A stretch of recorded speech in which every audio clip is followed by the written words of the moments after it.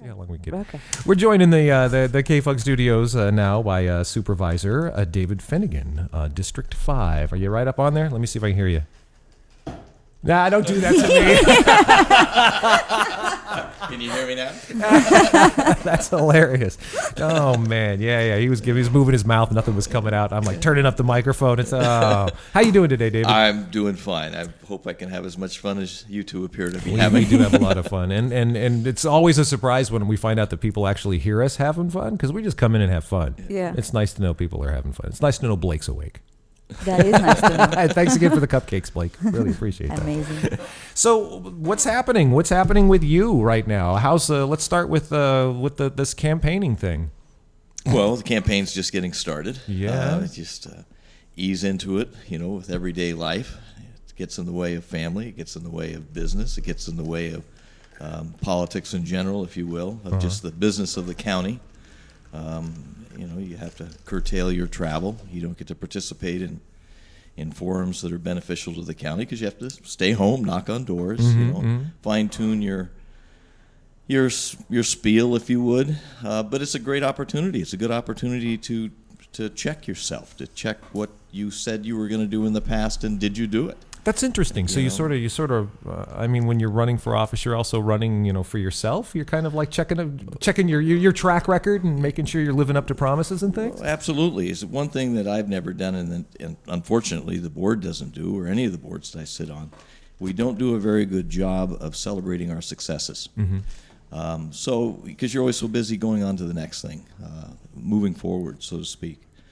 And so it's a good opportunity, and it's interesting when you look at your old campaign literature and how much it doesn't change as to what your goals are and what your visions are and things like that. Mm-hmm. Obviously, some of the work product changes. You move on, fine-tune it or whatnot. But so it's fun. I enjoy it. Do you get a feeling that it's going to be a difficult situation being an incumbent this year? I think that the tone and tenor of the whole political climate in this country has changed this year. There's always something. Either there's complacency, or there's the Tea Party, or there's constitutionalists, or there's this, or there's that. And this year there's Trump, and there's Bernie Sanders. And so just about the time you worry about that it's okay to lie, it's okay to say anything, it's okay to demean your competition, and then you get afraid, oh, gee whiz, if that is the train that's moving forward, there's going to be a whole bunch of new people that turn out to vote that really haven't been engaged but think they don't like what's there. They don't know it's there, but somebody told them they shouldn't like it. And then along comes a guy like Bernie Sanders who's saying, well, all the youngsters on the other side are getting engaged. So I think what you're going to see this time is a huge turnout, but who knows for what? Wow, interesting. So yeah, it is really a strange dynamic. Yeah. So it's like the hype drums up the interest in folks. I'm going to be involved politically, but really you haven't been following the news and you don't really know what's going on, and you're just getting handed the sound bites, and so you're making a judgment call based on this. Well, absolutely. Yeah. And in the throw the bums out has been heard before. Mm-hmm, mm-hmm. So you try to focus on.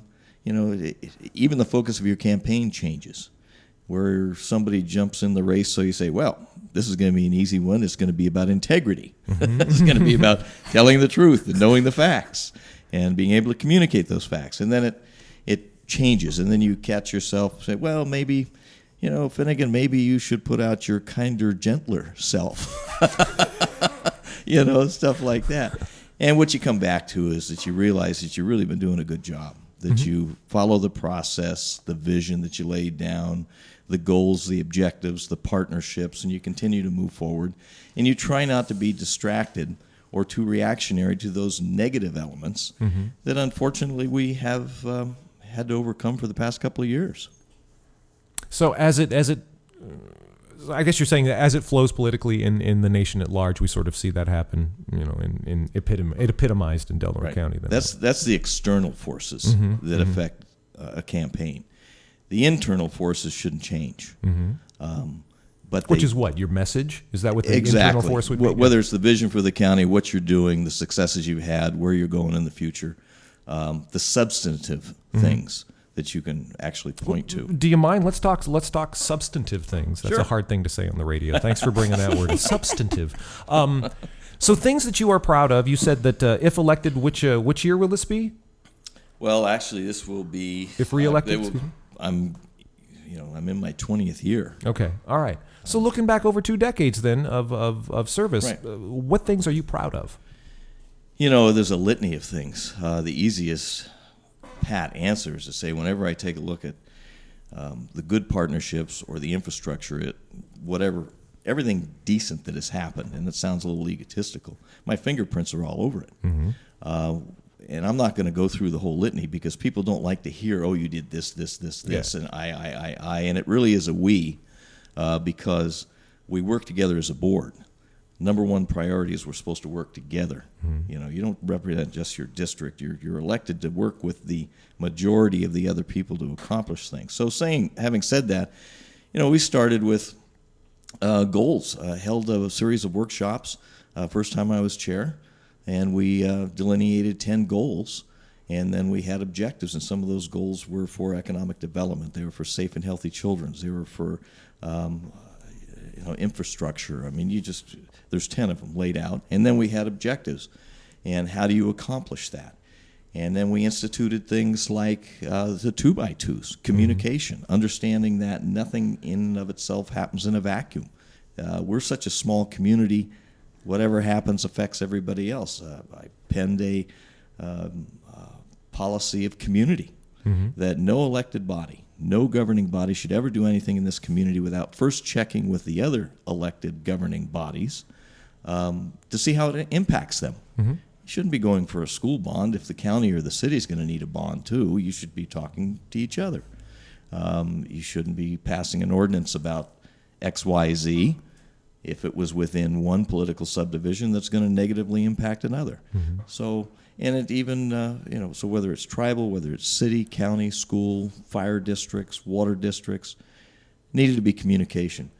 You can start with infrastructure. You can go down to Klamath and see where we put in 2 boat docks. We have put in more kids' playgrounds throughout the county. I think District 5, in the last several years, we have one on the Birch Track. You got one in Florence Keller. You have one in Klamath. You have them out there. Of course, it's not District 5, but at Pikes Field. Elk Valley Road. It was only 10 years ago that we widened Elk Valley Road. And Really? Yeah. That's right. So a little over, it was about 10 years. So, and that was the first phase. So then you continue to work on the second phase. You go back to has199.com. Look at the airport. The airport was going nowhere because, and this is no slight to our own staff, because that's changed over the years too, but it was embodied in the county. And that it was up to the county as the sole proprietor to make sure that something moved. And quite frankly, it was a Herculean task to overcome all the different agencies. And so what I saw is that, because the first report that came out from Meade Hunt, who was also doing the report for the Arcata Airport, their conclusion was that we should all get on a bus and go to Arcata and catch their planes. Well, that wasn't exactly acceptable. So, so anyway, I formed the Border Coast Joint Powers Authority. We formed a Border Coast Economic Development Zone. We have completed the runway safety areas, completed it. And now we just let out the contracts, awarded the bids, rather, for the phase 1 of the terminal project, which will be 2 phases. So there's that. There is, gee whiz, I haven't even begun to talk about children and families issues. First 5. I know that's a big issue. That's a big issue for you. Well, it is. I was one of the founding members on the First 5 Commission. We did the Family Resource Center, the Wonder Bus. You talk about health. We sponsored the first, and continue to do it, the hearing machines, testing machines at the hospital. Every single newborn in this community gets a hearing test. Oh. It has led to some of the implants that allow children to hear, but it also identifies if there's a hearing problem. It identifies it when they are first born, rather than waiting until they get into school and realize that the reason they're falling behind is because they can't hear. So we work on kids' issues, but it's more than that. It's family issues. So there's all sorts of stuff you could talk about, and usually, just this fog comes over you when you have to start saying, this, and this. I mean, just to delineate a list of the committees and the commissions that I'm on. Yeah, exactly. I hear those in your reports. Mind-boggling, but anyway, there's a lot of good stuff that we've done. It seems like you're stressing, though, more than anything else. I mean, the overarching sort of thing that brings them all together is that you've brought things together, whereas in the past maybe things were atomized. One commission, one government agency wasn't really aware of what's going on, and at cross purposes with others, and that you've tried to sort of stitch things together. That seems to be, I don't know, I don't want to put words in your mouth, but it's to paraphrase. Well, I think that when you're talking about the tribes, they're obviously an integral part of the economic fabric of this community, as well as the foundation of community members of a family. The JPAs, Joint Powers Authority, so tri-agency is another one that we had there. Broadband, we brought the broadband in here. I know it's a joke to some people, but there's not to Rick it's Hawley. Huge. Yeah. Why is it, help me out here. Why is it huge? Because it seems like Rick Hawley goes out of his way at every meeting to mention the broadband, and it sounds like you're just congratulating yourselves for having what the rest of the world has. So why is it a huge thing here? Well, maybe it would be a huge thing if it wasn't here. Maybe look so. at it that way. Okay, because it's here, then you say, it's no big deal. Well, the fact of the matter is, I was fortunate enough to be appointed to the Governor's Broadband Task Force, the Economic Development Working Group. And we hired through tri-agency a guy by the name of John Irwin, who was the guru for Oregon, that delineated what kind of fiber we had here, what kind of broadband, what kind of proliferation, if you will, that we had of that. And set about a plan and looked for partners to help fund it so we could get redundancy, so we could bring it down to 101 and then over the I-5. At the same time, I started becoming involved with Sonny McPeak, the California Emerging Technologies. She's a former supervisor, former assemblywoman, former Secretary of Commerce for the state of California, and showing that economic development, if you don't keep up with the times, you don't develop economically. So that was the first reason for broadband, for fiber, for high speed, to be competitive. But more than that, it's tied to our fabric. It's tied to healthcare. It's tied to education. A child that doesn't have internet access falls behind. Yeah. Period. Yeah. Okay, so the next step is, and so when we did connect up, there was articles in it was a New York Times or some sort of journal back in the East Coast saying, where is Crescent City and why do they have such robust broadband with such a high speed? Wow. Seriously. Wow. So we were that good. But there's still a lot to do. There's portions in this community that aren't hooked up, but more importantly, there is not affordable high-speed broadband. So we're working on something now statewide through a assembly bill run by Stone out of Santa Cruz to allow for, say, $12 to hook up to high-speed internet rather than the $45. And these numbers need to be fine-tuned. But, it's just not the children. It's, when we start looking at the fabric of the state, 60% of the people with disabilities do not have affordable broadband that they can hook up to. 60%? 60%. Wow. Okay. And so then when you start talking about percentages of people that need to hook up, you have to also factor into the equation of where they live, because you can whack out 5% real quick by just hooking up a housing project in downtown LA. That doesn't do anything for the 300,000 people that are not served in rural California, and a good portion of them are in Del Mar County. So we have strategies. Hopefully within the next year we get Klamath hooked up, and then we run more fiber, whether it's on the I'm opening my mouth here now, whether it's on the existing Highway 101 or the alternate Highway 101. It is not such a super highway. Yes, exactly. So, but when you start talking about transportation, when you start talking about air quality and things like that, you have to talk about broadband. When you start talking about hospitals, whether in education, whether it's in telecommunications, whether it's that's there. And they just got that all online too at Sutter Coast. We absolutely did. Yeah, yes. I remember we were there for Mitch's presentation. Yeah. Okay, so just let's flip that because I want to be balanced here. Over the past couple of decades, what aren't you proud of? What things would you like to have seen done differently, or would you have done differently yourself now looking back? I think it's all part of a process. I am. The hell's that mean, David? I think that I advocated for consolidation. The C word, right? Really? Absolutely. I was wondering with it because I'm really starting to see the logic of that. and so what is disappointing, I guess, is when you lose. The process is disappointing when it doesn't work for you, but it's still the process, and you have to honor it. Mm-hmm. Okay, so you got to get the 3 votes.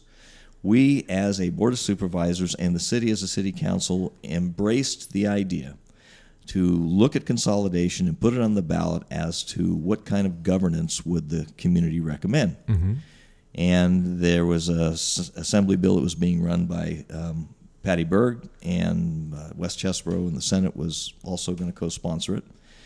And a little dirt from the past, Glenn Gary was the mayor at the time. Both boards had passed the resolution, but Mike Scavuzzo was threatened Glenn Gary that if you vote for that, I'm going to run against you.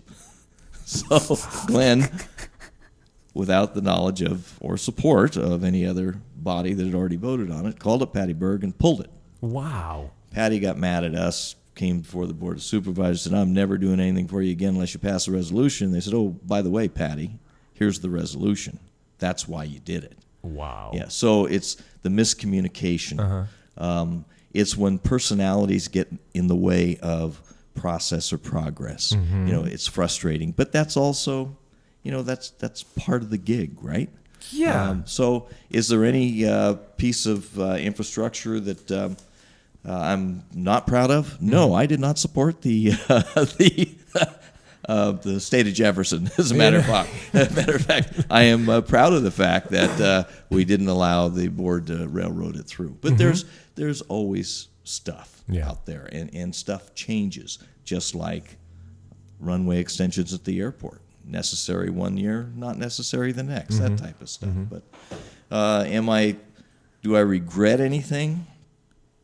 No, I honestly can't say I have, unless it was my inability to get another partner to push something through a little quicker. Mm-hmm. Mm-hmm. Difference in philosophies that I've noticed since we've been coming to the meetings and watching everybody, and you talk about personalities getting in the way of politics, or getting in, not politics, but getting in the way of governing. Sure. So I know you're not running against Roger Gitlin, but take us back this last year. Does he know that? Yeah. I don't understand how it relates. I'm sorry. No, I am in District 5. Yes, I know that, but having to deal like last summer with the Solid Waste Management Authority and that whole the grand jury and the whole thing that ate up that whole year and made it so much fun for Lee and I, because we just looked forward to every meeting, going and seeing what was going to happen. Yeah. And I've noticed that there seem to be there are folks on these various commissions and boards and who talk about the importance of working together, and then there are those that don't. And not that they're saying, oh, we have to work against everybody, but, there may be more, they have an agenda, and that's not a bad thing in a politician. That's not a bad thing in a representative. But there seems to be a difference in philosophical approach then as to what it means to sit in that chair with the 4 other people. And so... As a chair, or just as a member? Just as a member, to sit there and to just as the grand jury sort of came out and said, you shouldn't appoint people to the Solid Waste Management Authority who are against its very existence. You should only appoint people who might be, have an interest in running it as an entity itself, as opposed to, being part of a wrecking crew or something. How do you balance what you feel your constituents might want from you in District 5 against the county as a whole? That might be a better question than just how do you balance your own personal agenda against how you might, what you have to compromise and what you have to do in a group like this. But how do you take then the interests of a smaller segment of your constituency and sort of work that into the framework and the fabric of the larger concerns of Delmar County? Well, once in a while you may actually get something specific like that, but very rarely. Your constituents elect you to do the job. The job is not so much to represent them only. That right there, that's where I have to stop you, though. What job did they elect you to do?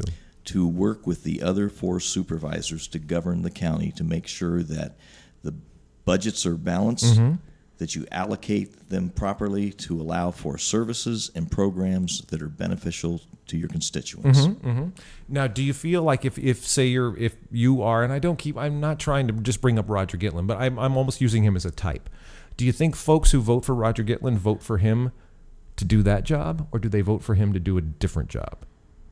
And I know I don't mean to ask you to get into it. I can't say what's in the people's minds that vote for somebody else. But it's the difference between... It's a difference of understanding what your role is, of what your purpose is, and some of that comes with experience. Some of the disagreements that we had with, and this goes back before Roger was even on the board, it's the understanding that first thing you're told is you have to learn how to count to 3. There is a process that if you want something on the agenda or brought forward, you make a motion, you get a second, and then you need another vote to make it turn into policy or to engage the conversation. And just because you think that you have the best idea since sliced bread doesn't necessarily make it so. So you really do have to be able to communicate. You have to be able, it doesn't mean that you have to agree. We shouldn't always agree, although probably 95% of all the votes we take are 5-0. Yeah. But everybody's entitled to their opinion, and you do what you think is best for the community, which includes your constituents. But where you run into a problem, I think, is when you have a fellow supervisor, whether it was 20 years ago or whether it was 20 days ago, that refuses to communicate in such a way as to try to work together. It doesn't mean agree. It just means work together. It means communicate, okay, where's the opposition? Where's the compromise? What are we trying to accomplish? What is it that you want to accomplish that you want me to help you with? Can you articulate that? Well, if you can't even acknowledge me when I'm passing you, you probably can't. Gets in the way, yeah. You too? Yeah, she gets that as well. Yep. I don't know what to think. Well, stop it, Paul. I know, right through me into Paul. Bam. It's serious, yeah. I think it's because we have the same. No, the job is, and that's so. Take it a little bit further. The job of the chair is not to be the dictator, right? And to set the agenda. It is to set the agenda, but to set your own personal agenda. Yeah. It's.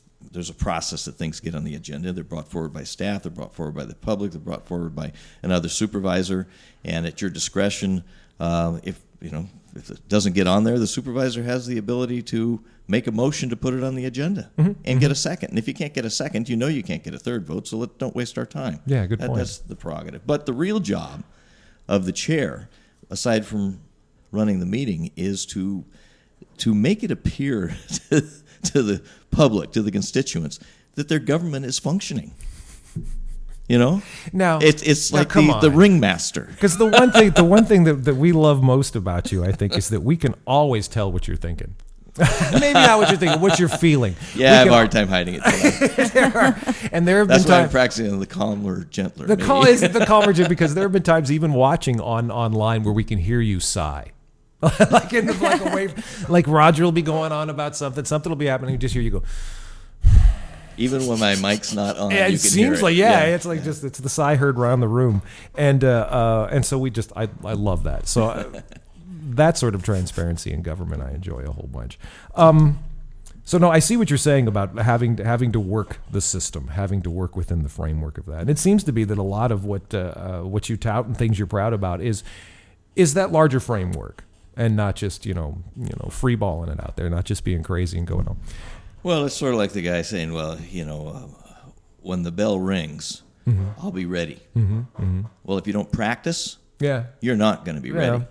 So if you don't learn to work together and to communicate, it's probably not within the reason of expectations that you're going to be able to do it when something big comes along and you have to. Sure. It's just part of the way it is.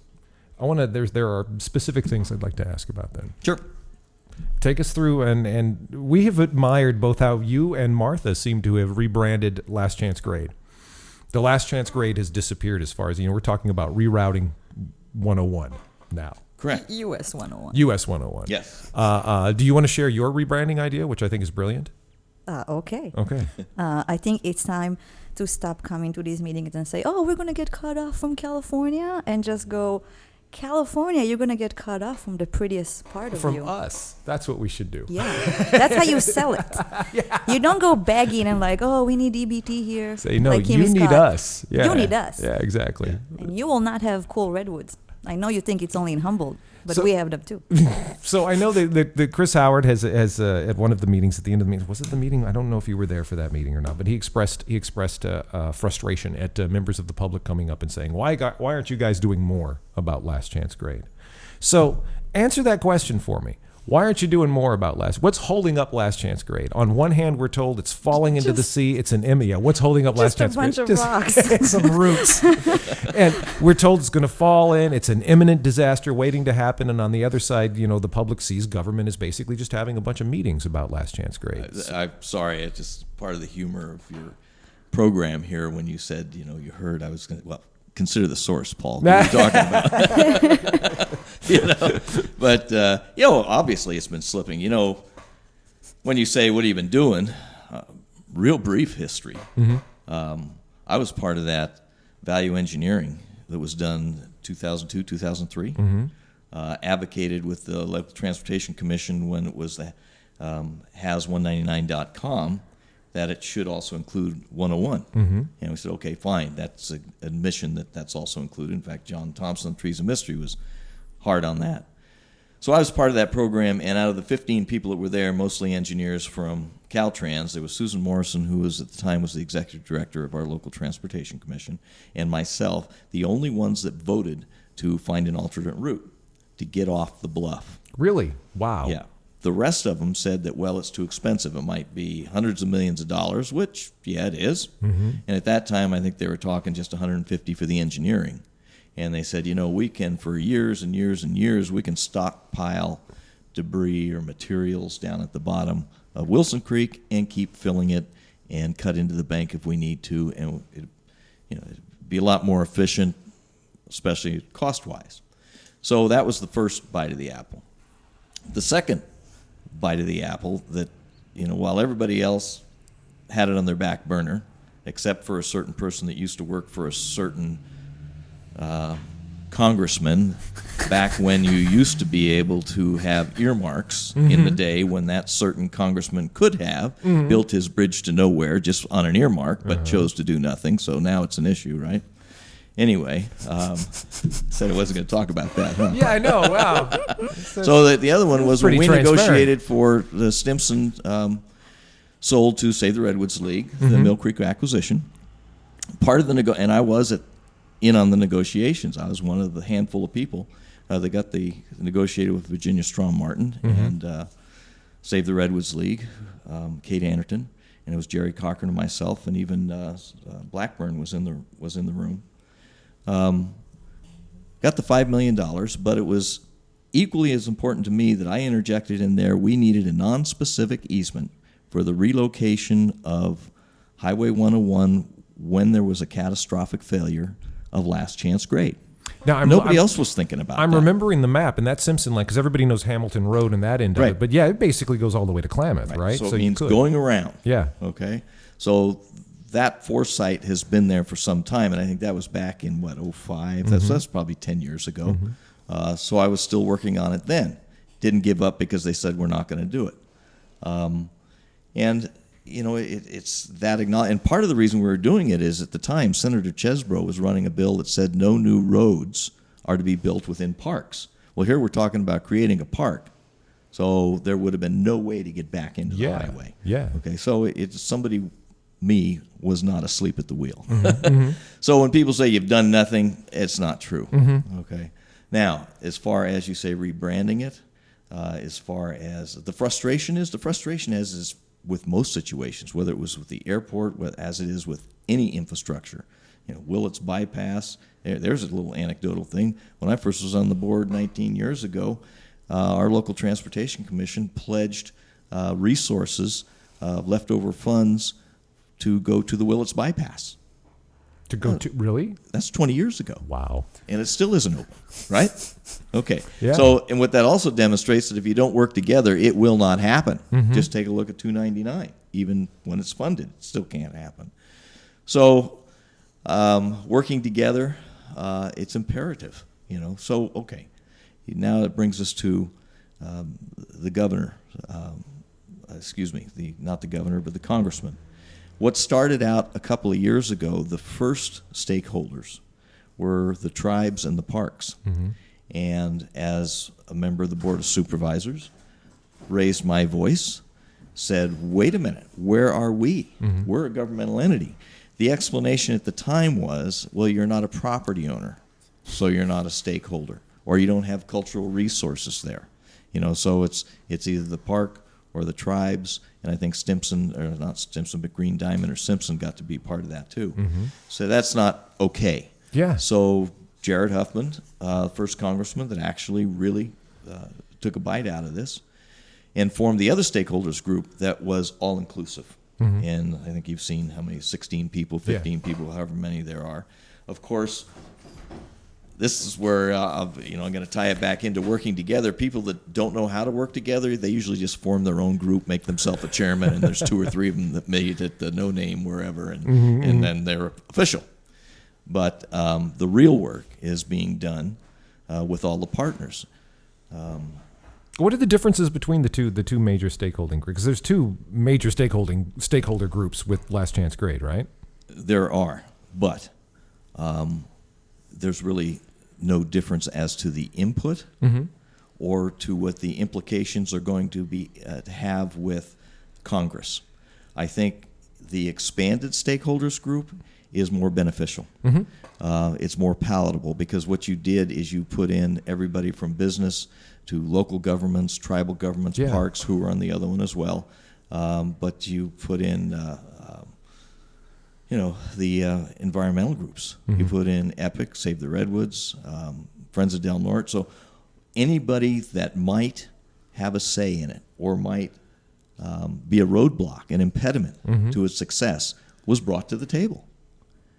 The first thing we said was the no-build option is not an option.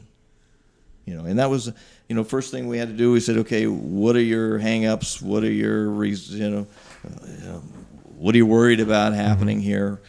And, I was quite vocal. I said, I'm afraid that we're going to decide what to do, and then one of these groups is going to stand up and say, no, you can't do it, much like they did in 199 or they're doing down at in Willits or Avenue, what's the other one Richardson there? Grove. Richardson Grove, exactly.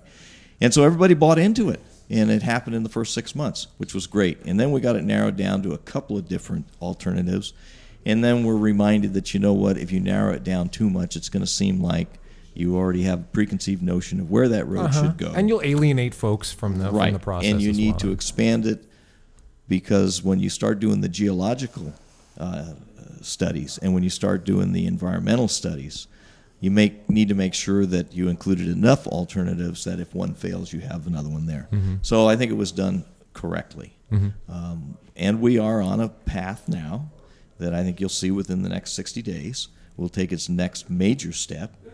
The OES has already worked with the governor, presented the proclamation for a state of emergency. It will be tied to the flood events of March, I believe is what they finally landed on. And from there, it will go to federal highways. It'll get rejected as an emergency, and then it will be picked up by the congressman. Then the congressman will pen the emergency declarations, and it will go through the congressional path. So that's all good stuff. But what gets lost here is, I've been traveling that road for 44 years, and it's it's had its moments. Let's put it that way. Had its moments. What do you just? I mean, driving, traveling that road. Yeah, there's been slides. There's been rocks in the road. Yeah. There's been new K rails put up. There's various states of disrepair. And so, I'm well aware of that road, especially when it's foggy. Yeah. And you have yeah. to almost open the door to look for the center line. Exactly. To make sure you're going. And I remember when that road was just 2 lanes, basically clinging to the side of the road. I remember pulling off one there, and one night driving in back in the '80s and parking there and looking at the town before, just it's a beautiful little road. But yeah, you're hanging on the side of a mountain. Well, at the end of it, there you had the Damnation Creek Trail. And that was the highway not that long ago. Going through. That's right. But, I thought you meant the highway was the Damnation Creek Trail. I'm going, God, no. No. But what hasn't been said is yes, you get it's the sky is falling. Yes, it's in disrepair, but people need to understand that even if we were not talking, I mean, there's 2 separate things, and they're running on a parallel.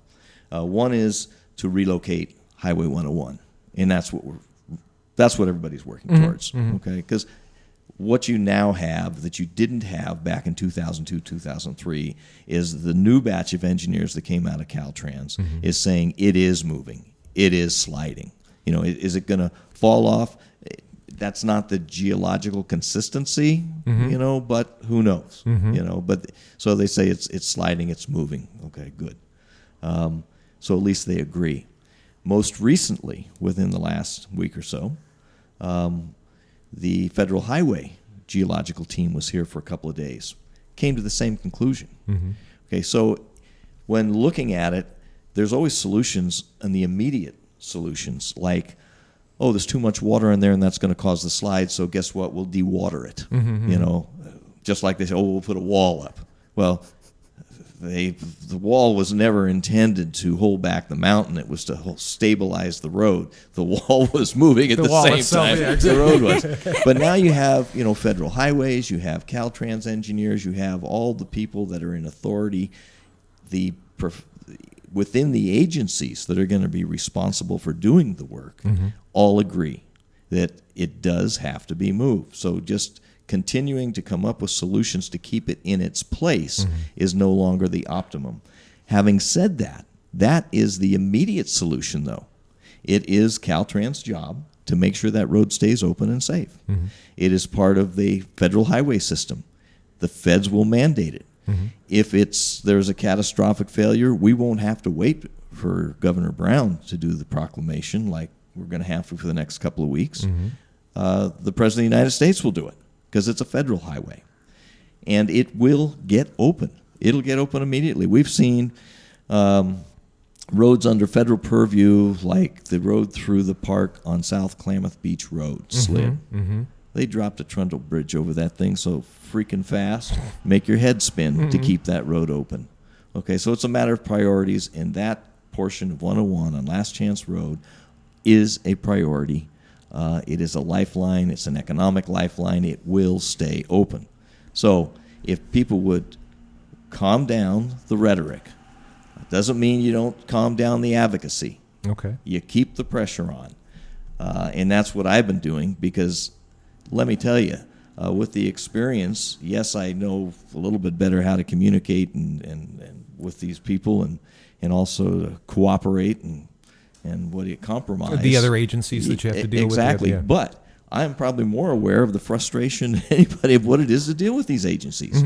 Whether it's Forest Service, Coastal Commission, NOAA, NIMPS, I mean, you name it. And there's far more agencies than there are alphabets, the letters in the alphabet, I think. And it's difficult to get that. Just taking us through the timeline as you did, and, guaranteed, it's your timeline. You're taking us through it. But you had to start out. It's been a process of building consensus about not just the importance of replacing this, but the best possible. Not just rebuilding, but doing all of that. That's gone back for. How do you get that story out? How do you get the people who are just like trumped up this year? Good. I love that pun. It's very accurate. How do you get them to know that? Well, because that's part of the problem. You can't just wake up, whether you're Right. David Finnegan or Bob Berkowitz or Linda Sutter, any of you don't just wake up and go, I'm going to take care of Last Chance Grade today. Let me make some calls. Right. You can't. I In fact, What? No, go ahead. No, I'm sorry. Well, we almost got into trouble here recently. A lot of people don't know. OES is Office of Emergency Services. Is the one that was carrying. That was the vehicle we were using to get to the governor because of the storm events to call that it's an emergency, to deal with it. And then you get to backfill with all the information saying, well, it's not enough to continue to repair that road. We need some money allocated to get busy on the process for the relocation of that road. Okay, good stuff.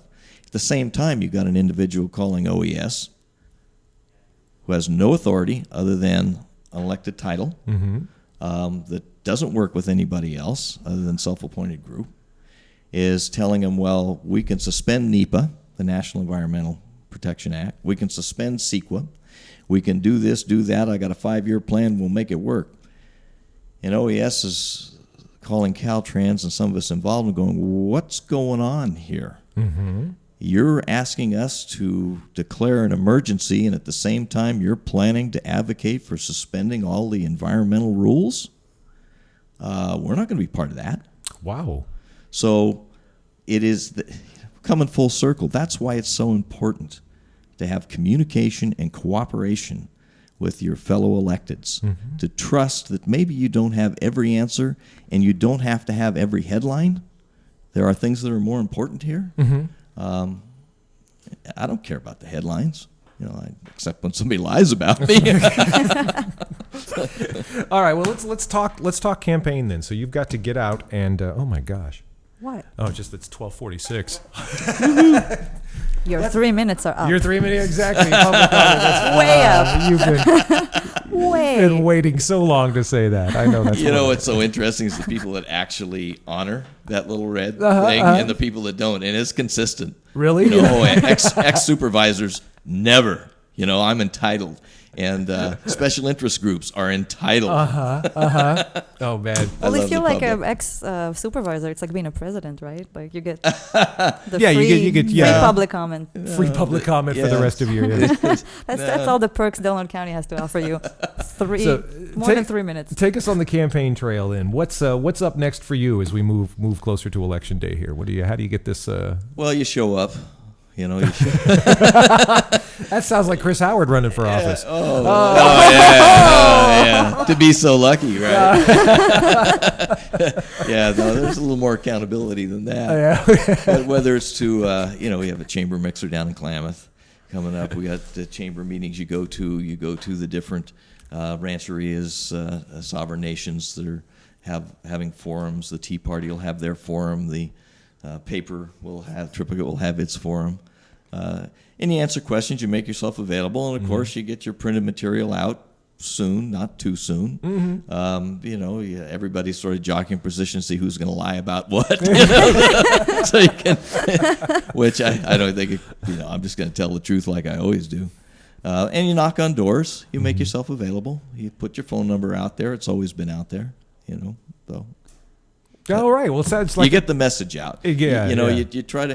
You try not to take it too personal. I say I'm going to practice the kinder, gentler Finnegan, but then somebody said, "You're not going to go Mitt Romney on us, are you?" I said, "No, I think there's a little bit too much of that Irish street fighter in me to do that." But so when somebody says, "Oh, you haven't been doing anything for 20 years," go, oh, "Come on." Yeah. Follow me around. Yeah. Take a look at the agenda. Take a look where we are. Take a Listen look at the to the infrastructure. reports. Take a look at the harbor. Take a look at broadband. Take a look at the airport. Take a look at 199. Yeah, it doesn't look like it, but take a look at the progress on our roads there at Last Chance and what's being done to relocate it. Take a look at Elk Valley Road. The second phase isn't done. That's in line to do, and so is Parkway. But hey, anyway. Good point. It just I wish you the best of luck. Look at the sewer. Look at the harbor. The harbor. Okay, well, let's talk about the harbor then. Let's do that. Oops. I mean, yes. Okay. Yeah, Careful what you wish time. for. Yeah. No. So the harbor. First off, it's still there. Yes. So that's good. So is that? It will never go away because it's protected from tsunamis now. It will never ever go away. Why is it? How is it protected from tsunamis? Right? It's secure from tsunamis tsunami forever. safe? Yeah. It was designed to be able to withstand a relatively strong tsunami. There you go. There's just so much to get into. So I'm not an engineer. or a tsunami. If I was, we would have already fixed last chance grade. Would have done that this morning. Get up, make some calls, and Yeah. we got that going. I just, there's so many larger conversations we can get into just about how important is the harbor to us still. Oh, it's extremely important. How so? It was an economic driver. We have a huge, except for this year, Dungeness crab season. We have a huge shrimp. It needs to, the harbor has always been, morphing, if you will. It used to have a lot more tourists down there because you had the visitor docks, so to speak, the sport fishing docks. Those are no longer down there. So while we have done a great job of supporting the harbor and rebuilding the infrastructure down there, now you need to get into the minutia of, okay, now how do we fill it up? Because it has to pay for itself somehow. So how do you encourage the fleet to come to Del Norte rather than to go up to Brookings? This is one of the safest harbor. We've always said that between Seattle and San Francisco. So perhaps it's time to bring in an economist to take a good look at it, see what's missing. I know over the period of my tenure, we have looked at zoning. We've looked at rezoning the harbor to have it more consistent. Where's your visitor serving? Where's your commercial? Where's your manufacturing? Unfortunately, some of the morphing that has gone through is the fish processing plants because of water quality and because of some of the environmental regulations. It's just not feasible for them to operate in California. And so you redesign it, whether it is for museum, that's been thought of before. Whether it's hotels, I think you got plenty down there, but you work with it. I'm not on the Harbor Commission, so I'm not going to tell them how to do their business, but I'm sure I am on the Harbor 2x2, which is 2 supervisors, 2 commissioners down there to work together. I can imagine that their receipts and their revenue, because of the missing Dungeness crab season, it's got to be. They're going to be hurting. Yeah. And so not just the fishermen themselves, but if they're hurting, the harbor is going to hurt, and the infrastructure. Who's going to pay the bills? So I'm sure we'll be having those discussions. It is a vital component to the economic driver of this community. It seems like, though, to a certain degree, the harbor, and there are many things in the county that seem this way to me, it's almost like it's a function looking for a purpose at this point. We have this harbor. We have a stellar harbor. It's a terrific harbor. It would be great if we had a fishing fleet to fill it up. It would be great if we had the people who were still coming. So it's like you can do what you can with the infrastructure and with the harbor, but you've got to get the feet on the ground. You've got to get folks in. Okay, you're exactly right. And what a refreshing way to start looking at things. Okay, just because you have a piece of infrastructure, okay, beautiful. Took a picture, almost like Chevy Chase, standing there on vacation at the Grand Canyon, bobbing your head. Yep, there it is. Okay, seen it. Let's go. What are you going to do with it? Same thing would go for the airport. Exactly. Yeah. Okay. Yeah. So the adage of "if you will build it, they will come" probably works for ball fields. Major infrastructure. It doesn't work for sewer plants. No. Well, it's going to come no matter what. It'll still show up. No, as far as new development. So it's tied in. So you have to continually work at it. You can't just, and that's when you say, well, what have you done? Well, and then you start listing all this stuff. I don't have time to stop it. Yeah. And start listing things. It's always on to the next thing. Whether it's the harbor, whether it's the sewer plant, whether it's the airport. The minute you stop and enjoy what you're looking at, which you need to do, you lose a little bit of focus, I think. Yeah, perhaps I can see that. You can't really put your feet up, and rest on your laurels because then the next thing. But it's usually not their laurels they're resting on. And that's another point too. Again, it's ruled by committee, and there's a whole bunch of people involved in this, so you really can't sit back and go, look what I did, look what I have done. It definitely takes somebody. Usually, to ideas, while there can be consensus within a committee, usually the spark comes from an individual or a vision or a process or something. And so to that end, there's the value of the individual is necessary. Along those lines, do you feel the void of not having an executive branch in the city and or county? I know we talked about consolidation, and I've thought a lot about that. Lee and I have talked about that. But just as if, we have this sort of, functional chairman of the board, mayor in the city. I mean, Does it seem like maybe if you had somebody who was accountable, who was elected and said, this is the vision, ran on that vision, got people to support that vision, and sort of drew consensus from being elected, basically, the mandate that comes with that, and then just as a president would, pushes that vision forward, would Delaware County benefit from that? If you could have, say, a president of the county, if you could have an executive... Okay, there's two answers. Okay, the answer is yes and probably yes.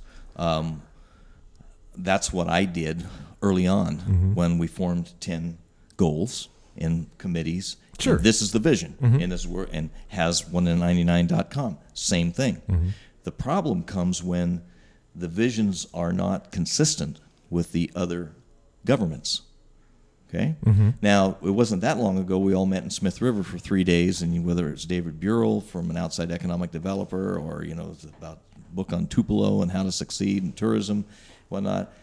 Once the community buys in, then I think that it is the governments that need to make sure that the policies are in place to allow that to happen. Okay.